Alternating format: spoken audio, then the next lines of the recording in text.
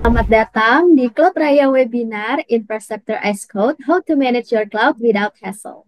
Perkenalkan, saya Putri sebagai moderator yang akan menemani teman Raya dan teman-teman semua di sini selama webinar berlangsung. Oke, mungkin tes dulu kali ya. Saya mau cek di sini, mungkin ada yang sudah familiar dengan Cloud Raya. Boleh dong kasih reaction logs-nya yang sudah familiar dengan Cloud Raya. Oke, mungkin ada juga yang baru tahu tentang Klot Raya, baru dengar, baru join webinar Klot Raya pertama kali. Boleh kasih reaction jempolnya mungkin. Oke, jadi ada yang familiar, ada juga yang baru tahu ya. Jadi saya bantu jelaskan kembali. Cloud Raya adalah public cloud provider by Worek yang sudah mengusung konsep IEES atau Infrastructure as a Service, di mana Cloud Raya menyediakan fitur lengkap seperti virtual machine, VM, object storage, Kubernetes as a Service, container registry, dan tentunya masih banyak lagi ya teman-teman. Dan juga sebagai penyedia platform public cloud, Cloud Raya berkomitmen untuk selalu berkembang dan berinovasi. Salah satu langkah nyata komitmen ini adalah dengan ditambahkannya dua cloud zone baru di Indonesia. Penasaran gimana detailnya? Langsung saja saya ingin mengundang Kak Tian Wisesa selaku community specialist dari Cloud Raya untuk menyampaikan update terkini seputar Cloud Raya. Silakan Kak Tian. Oke, semuanya sebelumnya perkenalkan ulang, saya Tian, selaku Community Specialist dari Cloud Raya. Mungkin teman-teman juga sudah ada yang japri ke saya langsung ya pas di channel Telegram tersebut untuk tanya-tanya terkait webinar ini gitu ya. Pastinya saya ucapkan banyak terima kasih buat teman-teman Raya sekalian udah menyempatkan waktunya ya buat hadir di webinar Cloud Raya kali ini. So ya, jadi buat teman-teman yang mungkin belum sempat tahu tentang Cloud Raya atau sudah tahu dan bahkan jadi user dari Cloud Raya, tapi mungkin belum sempat cek-cek di sosial media kita atau di panel Cloud Raya kita. Jadi Cloud Raya sendiri sudah meluncurkan dua Cloud Zone baru per 10 Maret kemarin ya, yaitu Medan dan Denpasar, Bali. Nah, di presentasi singkat ini aku pengen jelasin beberapa manfaat dan potensi yang teman-teman di sini bisa dapatin dari New Cloud Zone ini. Harapannya lebih mematangkan teman-teman sekalian lah dalam lebih mengenal Cloud Raya ya. Untuk itu, yuk kita lihat divisinya.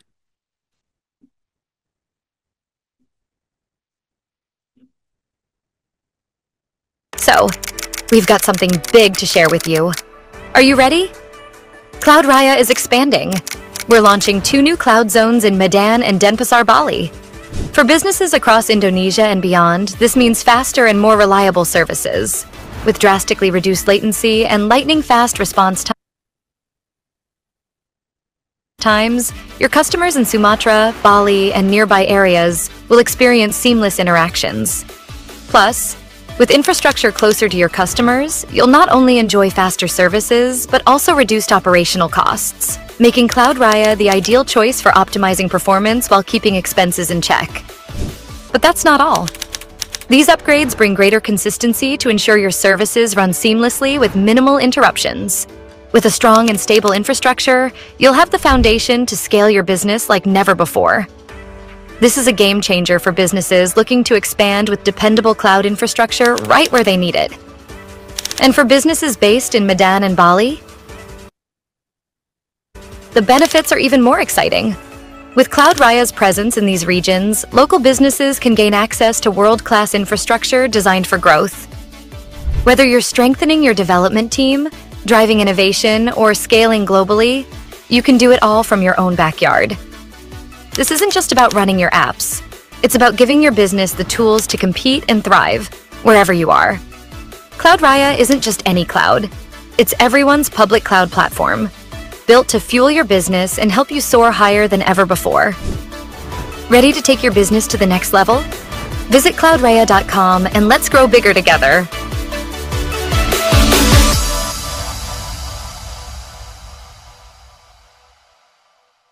Oke, Jadi seperti itu ya teman-teman untuk TVC terkait New Cloud Zone dari Cloud Raya ini. Jadi kita juga bisa cek ya benefit-benefit yang kiranya teman-teman semua bisa dapatkan di New Cloud Zone ini. Mulai dari benefit untuk user di Jawa, Indonesia, atau bahkan luar negeri yang punya bisnis apps atau punya base customer di Medan dan Bali, itu pasti juga akan dapetin benefitnya. Hingga kalau misalkan teman-teman memang asalnya di sana, terus bisnisnya juga jalan di sana, nah itu akan lebih dapat potensinya lagi ya daripada teman-teman ambil di region Jakarta, mending kita ambil di region yang dekat dengan rumah kita, yang mana di Medan atau di Bali, seperti itu ya. Oke, jadi benang merah dari semua poin tadi itu adalah closer, faster, smarter, stronger ya. Jadi ya closer karena infrastruktur lokal memastikan layanannya ini akan jauh lebih cepat dan responsif. Kemudian untuk faster ya karena latensinya kan rendah tuh. Jadi meningkatkan performa dari aplikasi dan kepuasan dari pelanggannya. Kemudian smarter karena pengelolaan biaya yang lebih optimal melalui pemilihan region yang lebih tepat sesuai kebutuhan gitu kan. Kemudian akhirnya stronger karena yang fondasi digital yang kuat tadi bisa bikin bisnis kita semakin berkembang baik di pasar nasional maupun internasional. Seperti itu ya.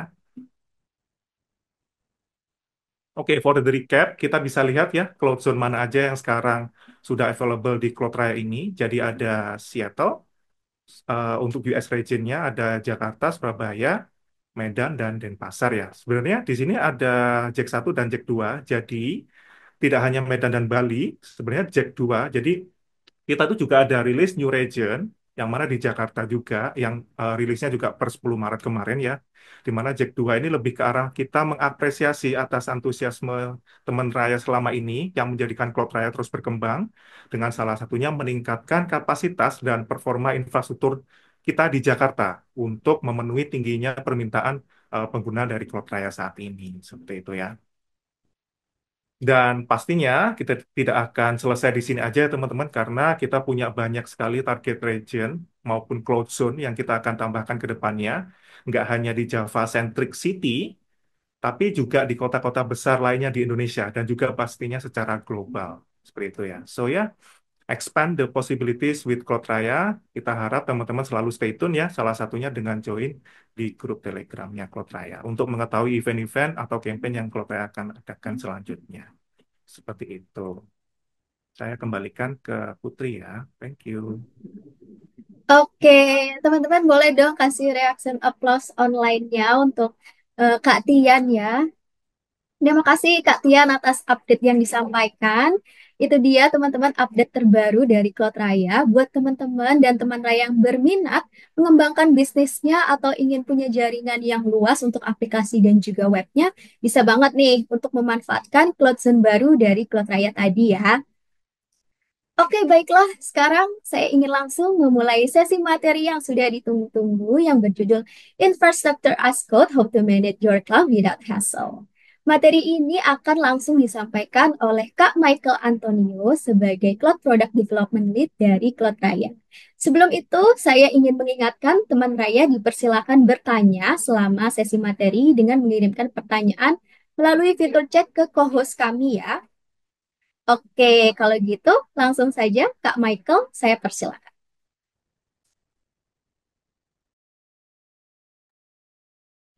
Oke, thank you Kak Putri. Eh, Thank you untuk sambutannya dan untuk Kak Tian yang udah sharing tadi tentang New Cloud Zone. Jadi kita eh, baru buka dua data center baru yang 10 Maret kemarin.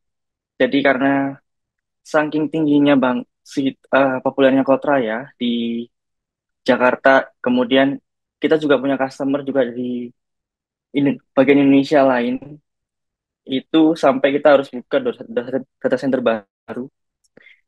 Ya, oke, jadi itu sekilas intermezzo tentang update dari Cloud Raya.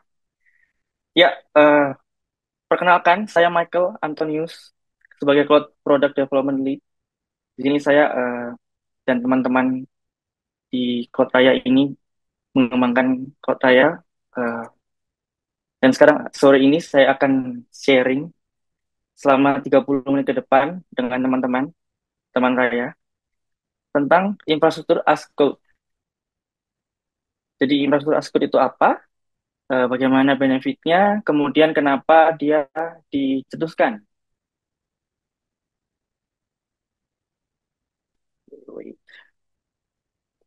Oke, apa itu infrastruktur as code?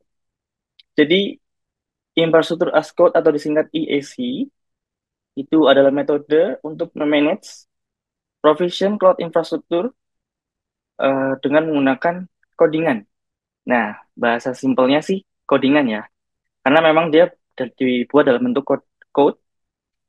Kalau biasa kita kenal infra itu dalam bentuk resource yang ada di sebuah cloud atau data center, kita sekarang bisa manage resource-resource yang ada di cloud atau data center tersebut menggunakan code. Seperti halnya kita membuat aplikasi. Kita bisa debug, kita juga bisa tes code tersebut, bahkan kita bisa versioning code tersebut sesuai dengan desain yang baru. Misal ada perubahan atau change, code tersebut juga kita bisa ubah, modify, dan kita deploy, seperti layaknya aplikasi. Nah, di sini saya melis ada 4 problem. Kenapa traditional cloud management itu kurang cukup untuk apa mengatasi atau men-tackle kebutuhan dari manage cloud infrastructure. Pertama adalah time dan error. Dalam kita mendevelop sebuah infrastruktur, seperti halnya kita mendevelop aplikasi, ada waktu namanya trial and error, dan ini takes time kalau kita develop. Kemudian untuk membuat di environment yang baru lagi itu juga memakan waktu. Nah, sebenarnya waktu trial and error ini cukup dilakukan 1 kali, namun problemnya di traditional cloud management kita cenderung melakukannya berulang kali karena kita harus melakukan hal yang sama lagi di environment yang baru ketika kita mendeploy infra yang sama, desain yang sudah dibuat. Nah, di sini karena kita menggunakan cloud panel biasanya, yang mana dia harus dilakukan secara manual menggunakan klik. Lalu ada hard to scale yang berhubungan dengan skalabilitas. Dikarenakan kita semuanya manual, jadi untuk scalability-nya ini yang saya maksud adalah dalam scalability team ya. Jadi ketika nanti sudah mulai banyak user, ada banyak demand ke aplikasi kita, untuk perubahan di infrastruktur itu pasti tentunya membutuhkan tim yang lebih besar.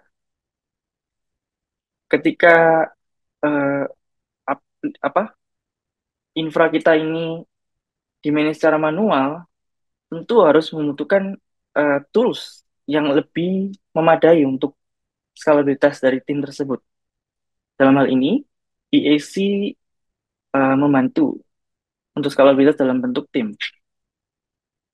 Lalu untuk konsistensi, seperti yang saya mention tadi tentang trial and error, di berbagai environment, ketika kita mendeploy infra yang sama, untuk menjaga konsistensinya diperlukan suatu blueprint.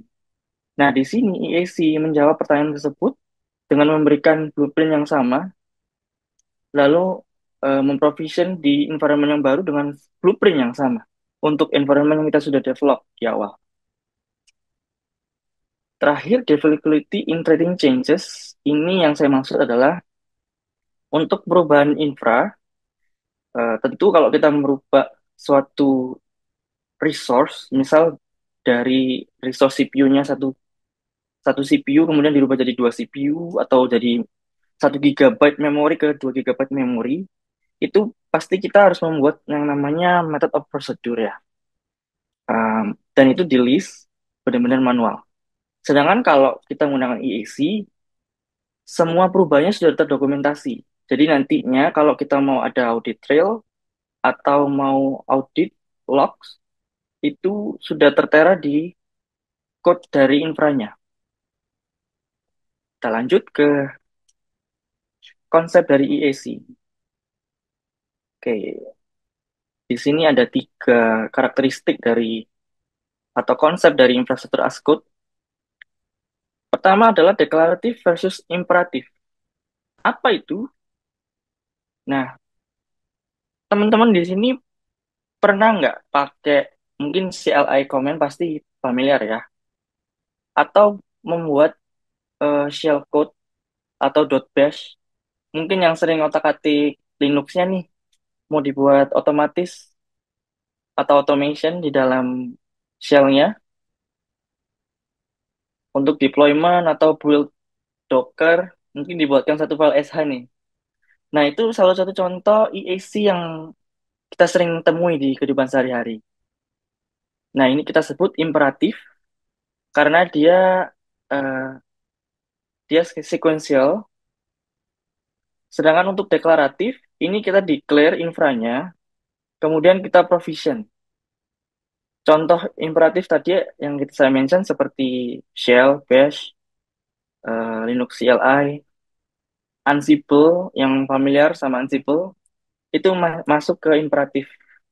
Lalu untuk deklaratif ini contohnya seperti YAML dari Kubernetes, lalu ada Terraform, ada CloudFormation dari AWS yang pernah pakai, ada juga Bitbucket YAML, GitHub YAML itu juga masuk deklaratif.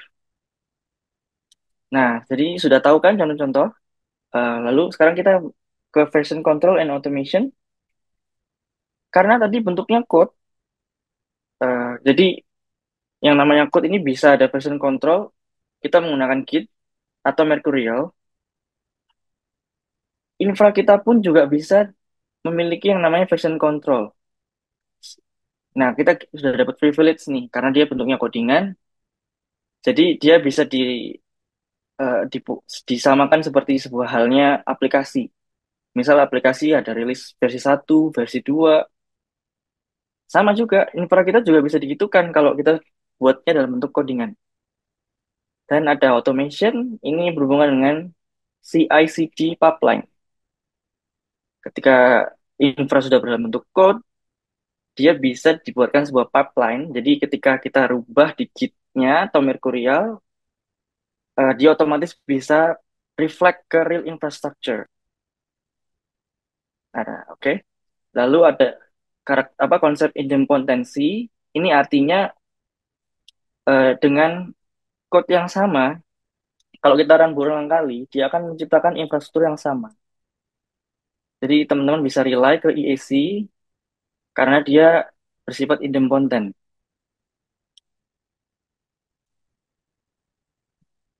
Next kita ke benefit dari EAC. Tadi ada beberapa saya mention ya waktu saya jelaskan dengan problemnya apa. Mungkin saya langsung ke speed ya. Oke, kalau speed saya mau sedikit share life story nih. Oke, jadi dulu sebelum saya join sini di Cloud Raya sebagai product development, dulu saya pernah kerja di suatu startup. Startup ini kebetulan udah funding sampai series A. Dan itu kita punya 500.000 user. Sekitar ada 5 produk domain. Produk domain ini maksudnya pengkategorian dari produk. Misal dalam satu company itu ada contohnya marketplace, ada yang handle financial, ada yang handle ERP-nya. Itu namanya produk domain. Nah, fakta menariknya, dari 500.000 pengguna ini, itu kita cuma punya satu cloud engineer. Bayangkan, sebanyak itu infranya besar, tapi infra engineer cuma satu. Oh, how that's possible? Nah, itu salah satu benefit dari EAC, karena tadi bentuknya codingan, dia skalabilitasnya bisa sampai berkali-kali lipat. Jadi nggak perlu sampai hire beberapa orang untuk maintain infra yang berbeda, tapi satu engineer atau software engineer yang menghandle codingan tadi, dia bisa handle sekaligus satu company yang besar tadi ini. Nah, kebetulan saya menghandle project tersebut sebagai cloud engineer, dan itu saya ngalamin dari manual handle-nya sampai saya buatkan EAC-nya, itu benar-benar terasa sih. Dia dari skalabilitas, kemudian speed untuk deployment-nya, EAC ini sangat bantu. Itu dari life story saya. waktu saya handle startup yang ada memiliki user 500.000. Lalu lanjut ke konsistensi, tadi saya mention tentang beberapa environment konsisten, dia bisa kita bisa deploy infra yang dengan blueprint yang sama ke berbagai environment. Jadi kita bisa menerapkan prinsip dry atau don't repeat yourself. Kalau teman-teman sering baca buku, ada yang namanya dry. Jadi satu konfigurasi bisa dipakai untuk semua environment. Bisa identical ke berbagai environment. Yang environment yang saya maksud ini seperti development, staging, production. Mungkin teman-teman punya release candidate, itu termasuk jenis environment yang eh, diperlukan menggunakan EAC karena dia cukup satu kali tulis bisa di-deploy identical di masing-masing environment lain.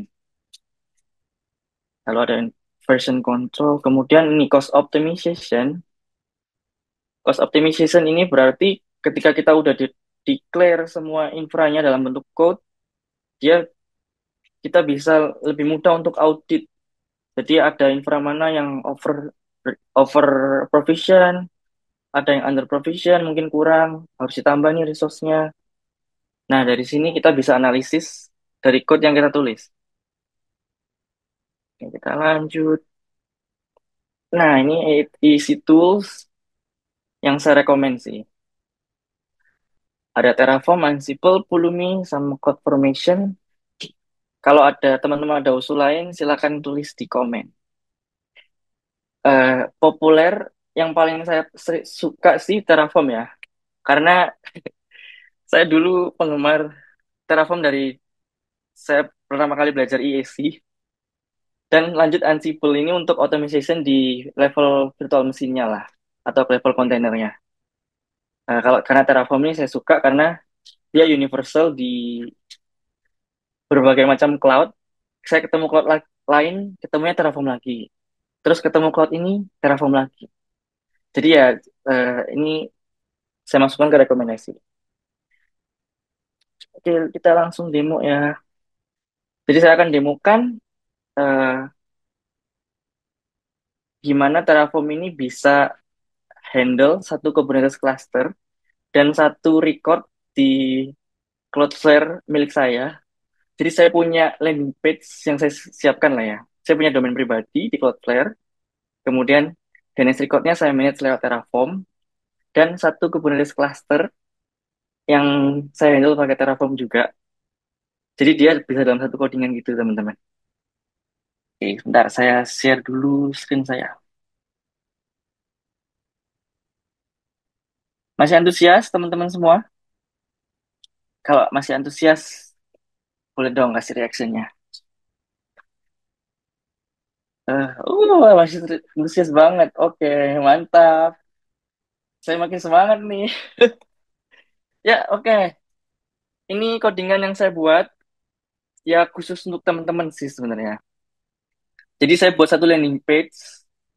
Landing page ini pakai Terraform untuk deploy di Kubernetes cluster. Wah, landing page saja harus pakai Kubernetes ya. Enggak sih, sebenarnya untuk ngetes doang. Jadi teman-teman kalau mau bikin landing page nggak usah harus pakai Kubernetes sih. Itu terlalu keren banget, overkill. Oke, jadi yang diperlukan di sini itu kita akan pakai, wait. Di sini kita akan pakai produk Cube Raya. Produk-produk Cloud Raya ini yang kita pakai adalah Cube Raya pertama, Kubernetes Cluster as a Service yang disediakan oleh Cloud Raya, kemudian Storage Raya, Object Storage, atau S3 Compatible Storage lah. Dia bisa pakai API-nya S3, Storage Raya ini. Jadi yang punya S3 API atau S3 Integration yang mau slightly lower price bisa migrate ke Cloud Raya. Lalu ada Cloud Raya Container Registry. Sini seperti Docker Hub, tapi versi Indonesianya. Kita punya layanan namanya Container Registry. Ini juga akan kita pakai dalam demo ini. Lalu ada Cloudflare pribadi, akun pribadi milik saya. Ini domain Jangan di DDoS ya, laguera.com. Oke. Oke, saya start dulu dari eh, Kubernetes management milik saya. Nah, di sini saya pakai Lens. Lens ini adalah open source Kubernetes dashboard. Kalau yang belum pernah tahu Lens, Lens itu bentuk UI-nya dari Kubernetes. Kalau teman-teman biasa manual pakai kubectl, ini versi UI-nya, open source lagi. Coba download. Jadi, dulu saya juga pakai kubectl sih, capek. Nah, karena ada GUI, jadi lebih enak lah lihatnya kalau ada resource. Oke, langsung aja sih. Jadi saya deploy satu deployment di sini. Untuk detailnya Kubernetes-nya, saya nggak fokus ke Kubernetes-nya, tapi lebih ke Terraform-nya ya. Lalu ada ingress, ada service untuk mapping pod-nya, kemudian ingress. Oke sih, kemarin saya cuma itu aja. Lalu ini Terraform yang saya pakai untuk deploy, dan juga ada Cloudflare record di sini. Ini hasil dari Terraform code yang saya buat. Oke, sekarang kita coba run Terraform plan. Jadi Terraform itu punya dua command, plan dan apply. Plan ini untuk dry run. Jadi dia akan analisis code apa resource apa aja yang udah di deploy. Nah, ini dia akan ngeliat. Oke. Kalau kayak gini, seperti ini artinya infra kita udah sama dengan code. Sekarang kita coba hapus ya salah satu resource yang ada di Kubernetes cluster ini untuk ngetes apa Terraformnya detect nggak. Coba nih kita hapus yang paling nggak krusial nih. Coba service-nya dihapus ya.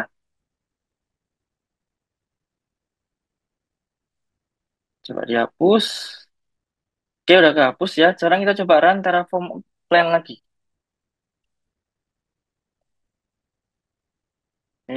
Loading.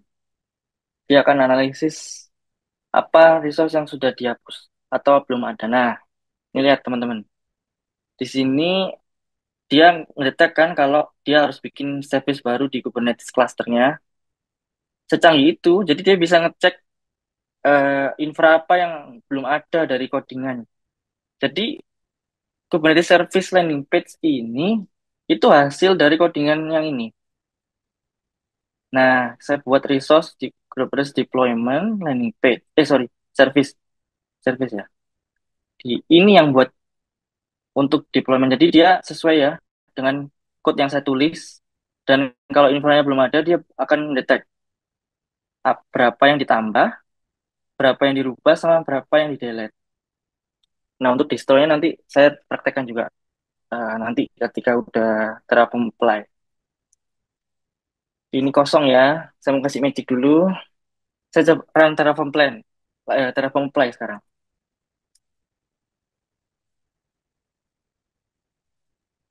Terraform apply ini sebenarnya nggak terlalu barbar juga sih. Dia bisa detect juga dry run. Jadi sebelum dia apply, dia kasih gini confirmation. Jadi kalau belum diketik yes juga nggak nggak akan kayak otomatis deploy. Jadi teman-teman harus klik yes, ketik yes dulu.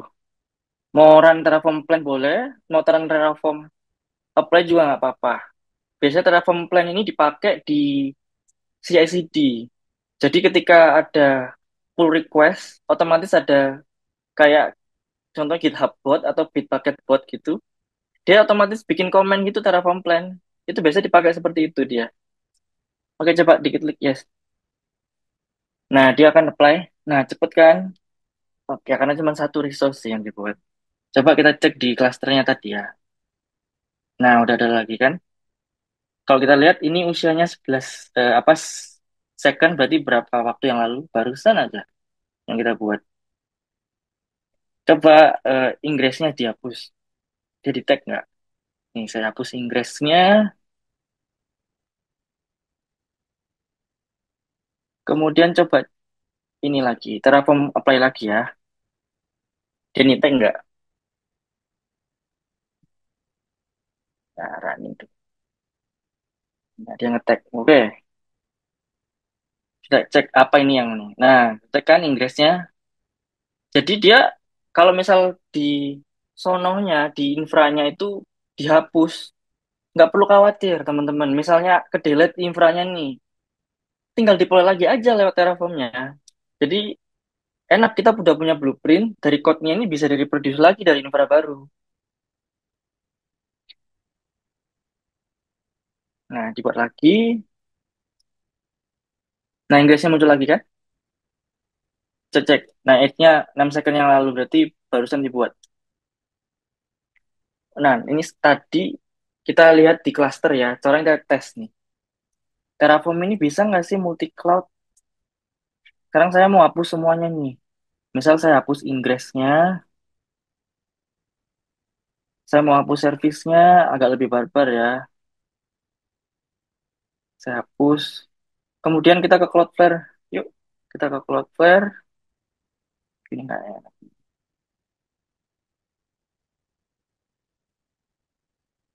Kita ke Cloudflare ini kita coba hapus record yang ini. Nah, teman-teman ingat-ingat ya, landing page dev itu yang harus kita awasin, kita pantau. Kita dihapus, ntar dia muncul lagi nggak? Nah, udah dihapus ya, hilangnya nggak ada ya. Oke, sekarang kita masuk ke Terraform lagi, Terraform Apply.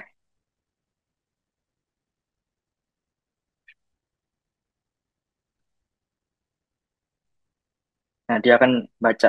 Nah, si plan tree add, ya apa yang harus ditambah ada tiga. Kita lihat apa aja yang kita harus tambah. Pertama, tadi di DNS record Cloudflare, wah dia detect. Dihapus recordnya, dia akan detect untuk nge-grade lagi. Karena dia nggak ada, nggak sesuai dengan codingannya. Kemudian ada ingress yang tadi kita hapus, lalu ada service.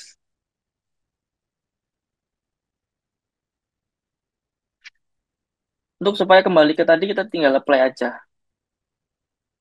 Mudah kan? Sekarang kita refresh Cloudflare-nya. Tadi kan kita pantau yang landing page dev, ada nggak sekarang? Nah, udah muncul lagi kan? Jadi seperti itu, si secanggihnya Terraform. Yang saya suka dari Terraform ya gini, dia bisa multi cloud dan semua config-config. Bayangin nih, ini kan baru satu site. Contoh dia punya ada di Cloudflare. Kemudian nanti untuk bisa juga dia bikin resource di GitHub. GitHub kan juga ada yang cloud apa Terraformnya dan juga bisa di Kubernetes cluster seperti yang saya contohkan hari ini ke teman-teman. Itu semua di-handle dalam satu code. Itulah mengapa eh, saya cerita dari saya punya life story ya. Saya bisa handle sebanyak itu 500.000 pengguna ya karena bantuan dari EAC tadi nih, the power of EAC. So, kalau saya bisa, saya rasa teman-teman juga bisa jadi engineer yang lebih impactful dengan EAC ini. Yang kalau nggak pakai EAC, dia cuman apa satu kali. Kalau pakai EAC ini bisa berlipat-lipat 100 kali. Oke, saya kira itu aja dari saya. Saya kembalikan ke Kak Putri. Terima kasih teman-teman. Oke, Kalau ada pertanyaan boleh ditanyakan ya. terima kasih banyak Kak Michael atas materi yang sudah disampaikan. Menarik sekali ini tadi ya tentang infrastructure as code. Tadi juga Kak Michael sudah menjelaskan tentang konsepnya, toolsnya, cara implementasinya, dan juga tadi Kak Michael sempat live demo tadi ya. Semoga semoga materi yang disampaikan oleh Kak Michael tadi berguna ya untuk kedepannya teman Raya bisa terapkan di project masing-masing. Sekali lagi boleh dong kasih reaction applause virtualnya untuk Kak Michael, teman-teman semua. Oke deh, kalau gitu kita langsung saja mulai sesi Q&A kita pada sore hari ini. Saya ingin langsung mengundang kembali Kak Tian dan Kak Michael untuk bergabung dengan saya dan memulai sesi Q&A kita hari ini. Kalau gitu, saya ingin langsung memulai saja. Saya coba bantu untuk bacakan pertanyaannya ya. Pertanyaan pertama dari Gio. Pertanyaannya adalah, kalau mau buat untuk environment yang berbeda, gimana ya supaya tidak harus repetisi kode? Misal ada untuk staging, UAT, dev, atau prod. Boleh dibantu jawab Kak Michael atau Kak Tian? Ini pertanyaannya kayak lebih ke teknis. Eh, jadi Terraform, oke saya jawab ya. Jadi Terraform itu menyediakan namanya Terraform Variables. Dia dia pakai variabel yang harus di fill. Dia seperti environment variable gitu loh. Jadi kita deklarasi namanya variabel resource. Kemudian untuk value-nya itu bisa berbeda di tiap apa deployment. Misal kita deploy di staging, kita isi Terraform variabelnya untuk token misal. Token untuk di sini kita tinggal apa isi aja TF vars-nya itu berbeda di environment lain. Seperti itu. Ada variabel fitur. Pertanyaan berikutnya ini dari Kak Ronald. Pertanyaannya adalah, bagaimana memastikan compliance dan security saat menggunakan IEC dalam environment multi-cloud?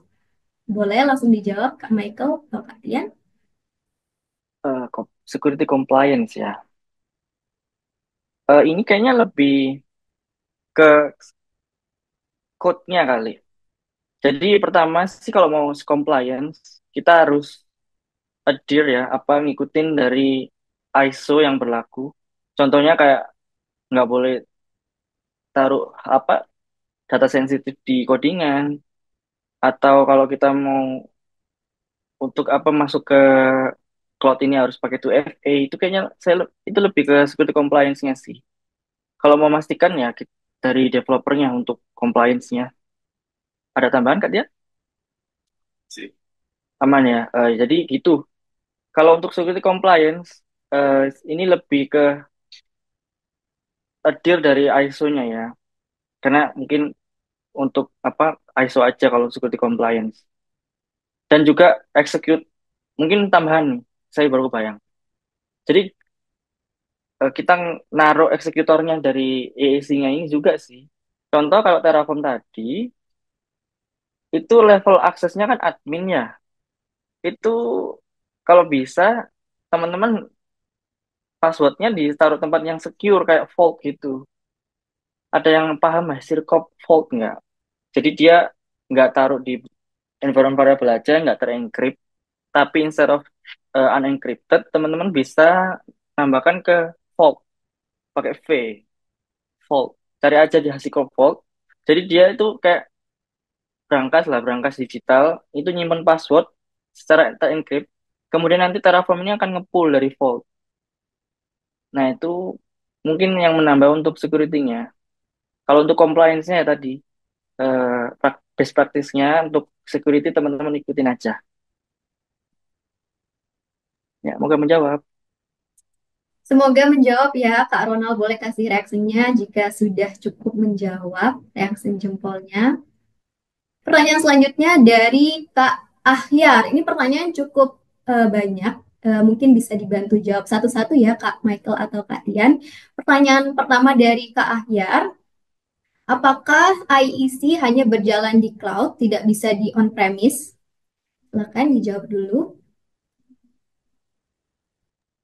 Ini karena pertanyaan teknis, saya jawab lagi. Jawabannya bisa on-premise. Jadi tergantung di mana kita tarik eksekutornya.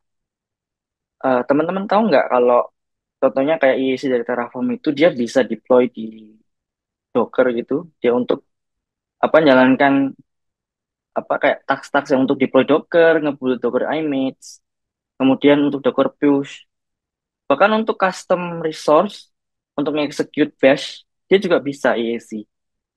Jadi satu code base itu bisa dipakai untuk on-premise juga bisa, cloud juga bisa, tergantung kita ngodingnya gimana. Jadi kalau di pertanyaannya bisa di on-premise atau cloud, bisa banget dua-duanya. Selanjutnya, pertanyaan kedua dari Kak Ahyar. Apakah ketika melakukan provisioning versus configuration management berpengaruh kepada penggunaan software? Misalnya, kapan menggunakan Terraform, Pulumi, Ansible, AWS CloudFormation, Puppet, OpenTofu? Boleh langsung dijawab, Kak Michael.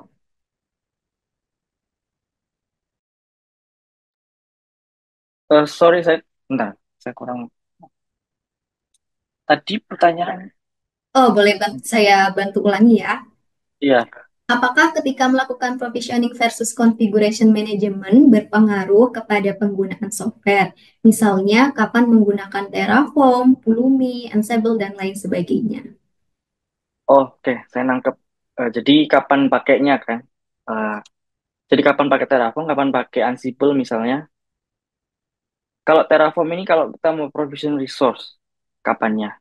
Kalau Ansible itu lebih kayak konfigurasi dalam VM atau di dalam kontainer.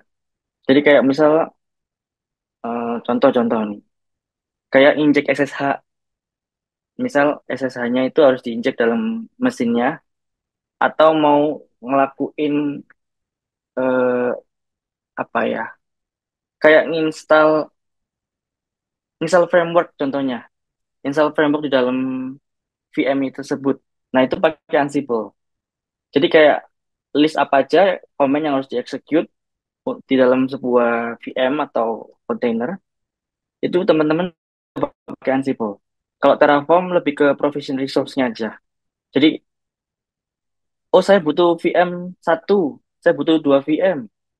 Buat VM-nya ini pakai Terraform. Tapi kayak untuk manage di dalamnya pakai Ansible. Kayak Pulumi dan CloudFormation kayak harusnya sih mirip-mirip. Seperti itu sih use case-nya. Oke. Baik, langsung lanjut ya ke pertanyaan ketiga dari Kak Ahyar. Untuk belajar IEC, mulai dari mana ya, Kak? Oh, oke. Harusnya mulai dari masalah dulu aja. Kalau belum ada keperluan, nggak usah pakai. Jadi, contoh ini kalau proyeknya teman-teman cuman satu project dan itu simple, just do it. Nggak usah pakai IECC. Kalau mau belajar, boleh. Bikin apa? Kayak tadi yang saya buat landing page. Padahal itu landing page ya, tapi saya pakai Kubernetes cluster ya. Itu terlalu overkill. Nah, tapi sebenarnya saya mau untuk belajar-belajar aja.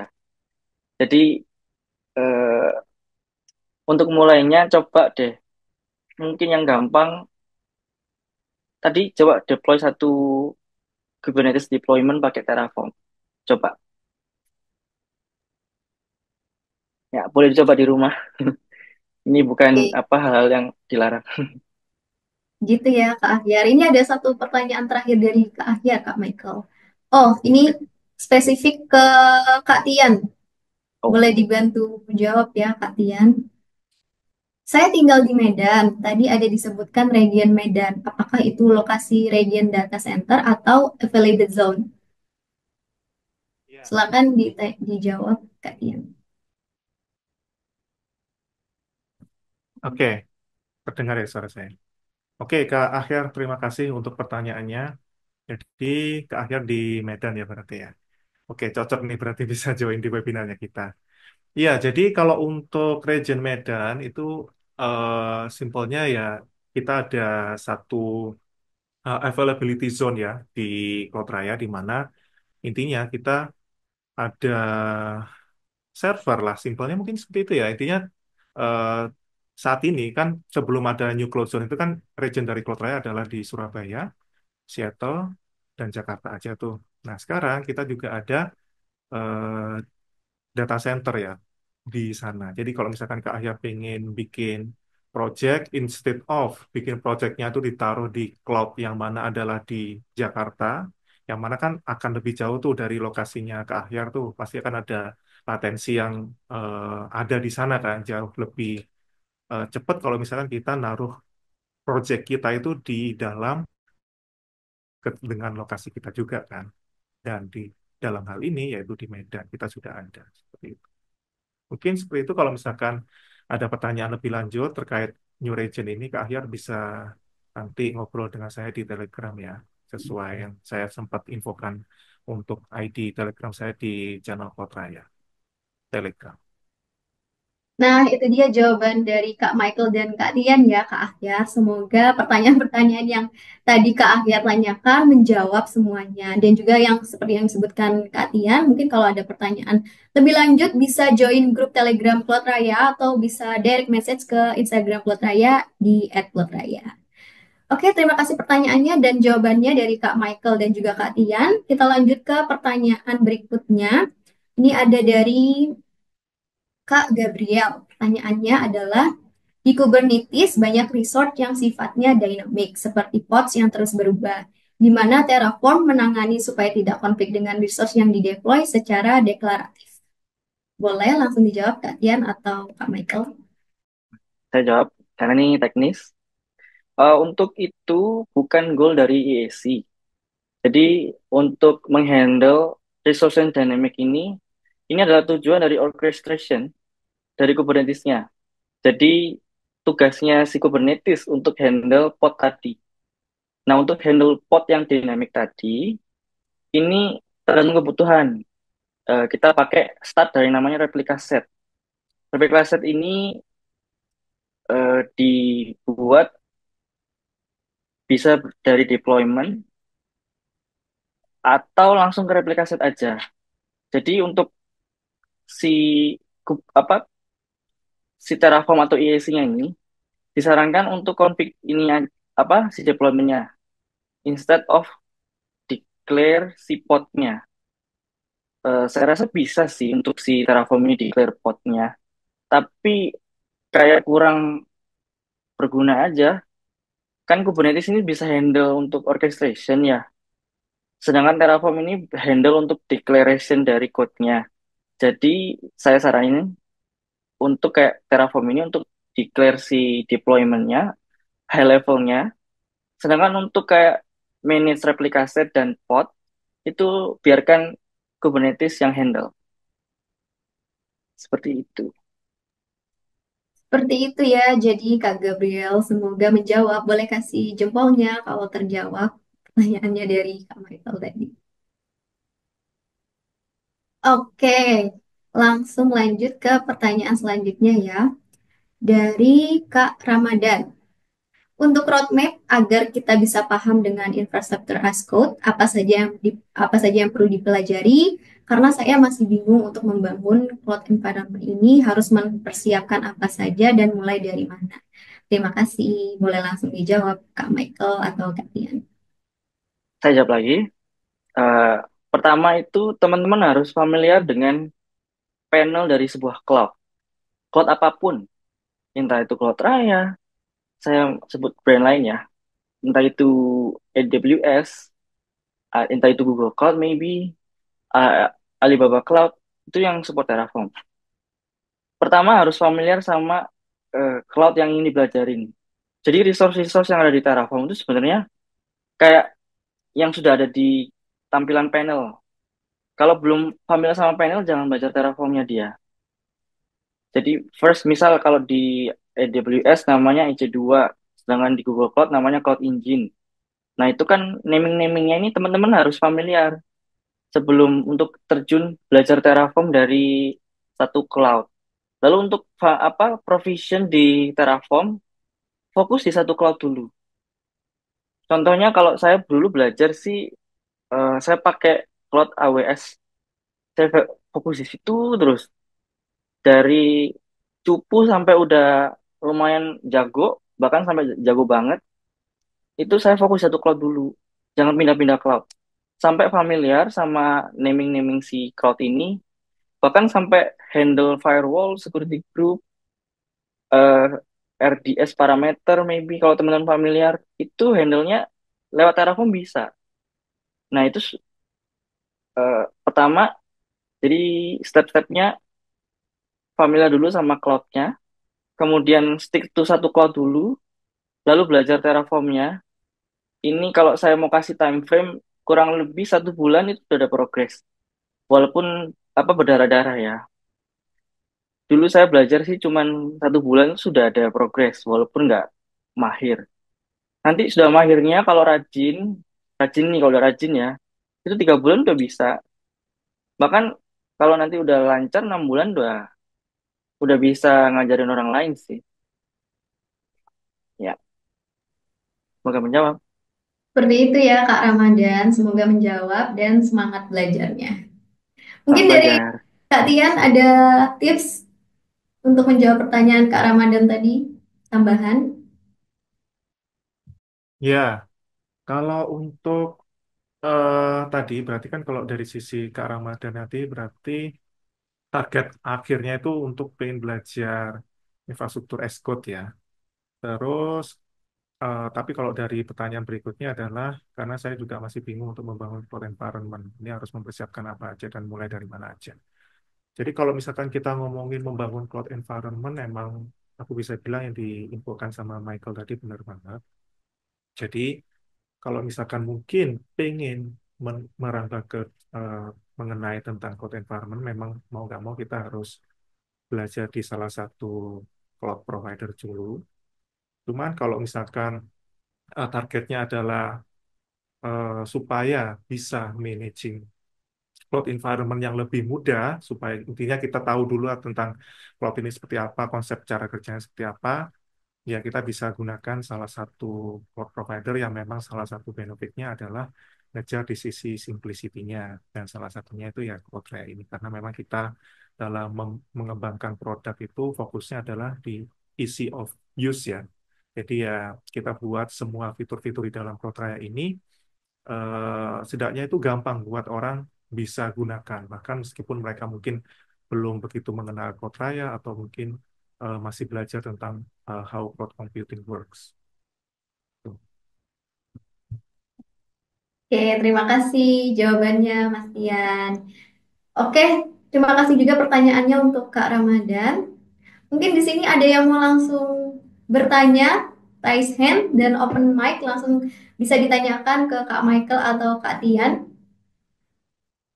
Boleh langsung saja, mumpung masih bersemangat nih. Tadi kan banyak yang nanya, banyak yang ngasih reaction. Mungkin ada juga teman-teman yang mau bertanya langsung bisa raise hand dulu, lalu bisa open mic untuk bertanya langsung ke Kak Michael atau Kak Tian. Adakah yang ingin bertanya langsung? Open mic? Kayak dari Kak Andi itu bertanya deh.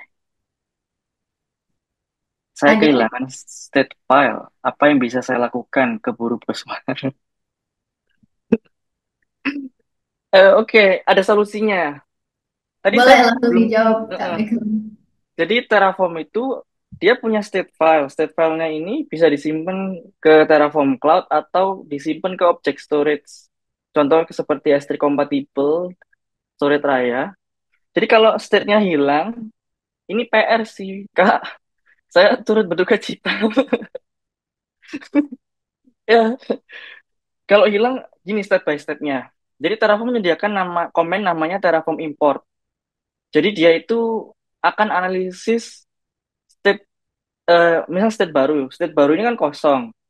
Dia akan analisis codingan against the real infrastruktur yang udah di provision. Syaratnya infrastrukturnya jangan hilang juga ya. Kalau state file-nya hilang, infrastrukturnya hilang ya udah. Kalau infrastrukturnya masih ada, kemudian codingannya juga ada, itu tinggal disinkronin aja pakai Terraform import. Tapi one by one dia. Jadi per resource by resource. Misal tadi kalau saya demokan tentang resource Kubernetes ingress, harus di type juga Terraform spasi import spasi resource dot Kubernetes ingress dot nama ingressnya, terus disebutkan ingress name-nya. Seperti itu. Jadi diimport satu-satu. Nanti dia akan nulis state baru dengan apa kondisi dari infrastruktur yang sekarang ada. Itu kalau misal kehilangan state file, itu solusinya. Walaupun PR tapi possible lah. Kalau keburu bos marah, saya saranin sih bikin ini sih, bikin aja bash script yang tulisannya Terraform import underscore bla bla bla. Itu bisa. Dulu saya pernah kok. Jadi ada PR nih. Besok harus diimpor ya, sepelnya pernah hilang atau stale. Stale itu maksudnya dia nggak sama dengan kondisi real infrastruktur. Dan itu kondisinya banyak. Saya bikin bash script Untuk Terraform import tadi, Terraform spasi import. Search aja. Gitu Kak Andi. Semoga nggak hilang lagi state-nya ya Kak. Iya, saya turut perhatian juga ya untuk Kak Andi. Semoga solusi dari Kak Michael tadi bisa diterapkan dan kejadiannya tidak terulang kembali. Oke, gitu ya. Terima kasih jawabannya Kak Michael. Oke, Ya, karena belum ada yang raise hand dan mau bertanya langsung, mungkin saya lanjutkan ke pertanyaan terakhir ya. Ini ada pertanyaan terakhir dari, ada yang raise hand Kak? ada yang saya kayaknya. Dari Kak Ada. Akyar. Oh ya, ini Kak Ahyar ingin bertanya lagi. Boleh Kak langsung open mic untuk bertanya langsung? Cek, cek. Ya, baik. Sebelumnya terima kasih Mbak Putri. Eh, Langsung saja saya kira. Terima kasih Mas Tian sama Kak Mikael. Saya masih bingung sih terkait infrastruktur Escort ini ya, karena juga masih baru belajar gitu ya. Karena kita kan selama ini ngedeploynya biasanya pakai cloud biasa gitu sih. Misalnya pakai EC2 begitu, atau mungkin pakai VPS gitu. Nah, ini muncul lagi makhluk baru namanya IAC gitu. Tadi sudah sempat-sempat ngebaca gitu. Apa sih IAC begitu. Coba eh yang dibangun tadi kan pakai code gitu ya. Bagaimana kita ngebangun infrastruktur itu dengan coding begitu. eh yang dimaksud dengan infrastruktur itu apakah termasuk juga seperti switch gitu ya? Switch, kemudian ada router gitu kalau kita berbicara infrastruktur gitu. Bagaimana manajemen layer satunya begitu, pengelamatan IP-nya begitu, apakah bisa dibuat seperti itu juga. Kemudian ada juga istilah-istilah lain, ada namanya kabar apa namanya tadi, Docker gitu ya. Apakah itu Oh, Kak. sudah udah berkaitan dengan IAC juga gitu? Ada yang namanya virtualisasi gitu. Terus ada lagi istilah lain infrastruktur as service gitu. Nah, ini gimana juga karena Oke. membuat bingung juga. Baik itu aja, terima kasih. Ya, oke. Terima kasih pertanyaannya Kak Akyar. Jadi infrastruktur yang dimaksud ini cenderung dia cloud. eh, Infrastruktur cloud sih, mostly. Kayak kayak switch, maybe bukan switch tapi virtual switch.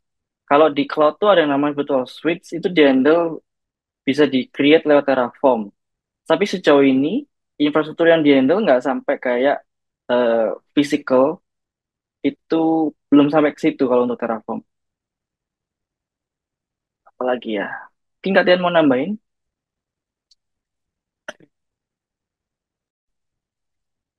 Ya, tadi mungkin ada salah satu statement dari Kak Akhir yang di akhir tadi ada istilah juga namanya infrastruktur as a service gitu ya.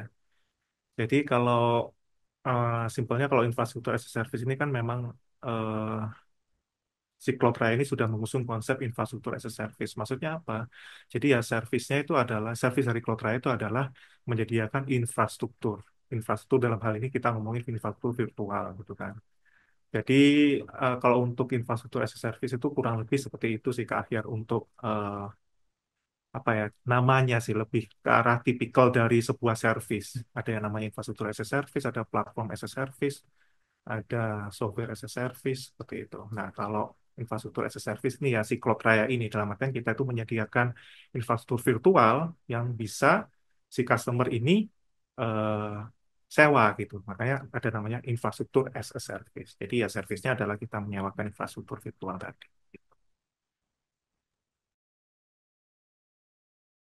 Thank you Kak Tian. Jadi yang di-handle tadi itu Kak eh, Akyar, jadi dia nggak sampai ke hardware-nya. Kalau untuk kayak handle switch dan segala macamnya itu mungkin bukan Terraform sih tugasnya. Kalau Terraform mostly yang saya pelajarin, dia untuk infrastruktur cloud, public cloud yang sering di-handle sama Terraform. Lalu Docker tadi kalau di-mention, Docker ini karena containerization dan dia levelnya level software, jadi bisa di-handle lewat Terraform. Jadi kalau mau dibilang simpelnya, Terraform ini infrastruktur as code, tapi di level software. Jadi kalau dia punya API, as long as dia punya API dan dia bisa di execute pakai CLI, dia bisa di-handle pakai Terraform kalau ada Terraform providernya. Jadi mostly Terraform provider ini eh, istilah lah. Provider itu maksudnya kayak misalnya Kubernetes adalah sebuah provider, AWS adalah sebuah provider di Terraform. Dia kayak grouping gitu loh. Eh, dari Terraform provider tadi, dia menghandle semuanya ini menggunakan API-nya si cloud tadi. Jadi Terraform itu cuma execute API cloud-nya tadi, tapi dalam bentuk code. Dan dia ngomper segala macam resource-nya itu dan dituangkan dalam satu state file. Jadi tugasnya Terraform cuma execute API-nya, lalu compare against the real infrastructure, lalu tulis state-nya itu dalam sebuah file. Jadi tugasnya Terraform itu.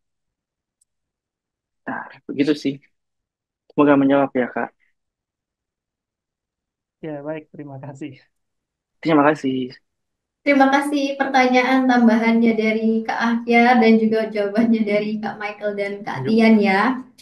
Oke, kalau gitu Iya, Kak Ahyar, sorry Putri. Kak Ahyar ya. nanti kalau misalkan butuh tanya-tanya terkait hal ini lebih dalam, terkait ya itu tadi new region-nya atau ya Cloud Raya in general, feel free buat bisa tanya-tanya ke saya juga boleh di Telegram nanti ya, Kak Ahyar ya, di Telegram saya.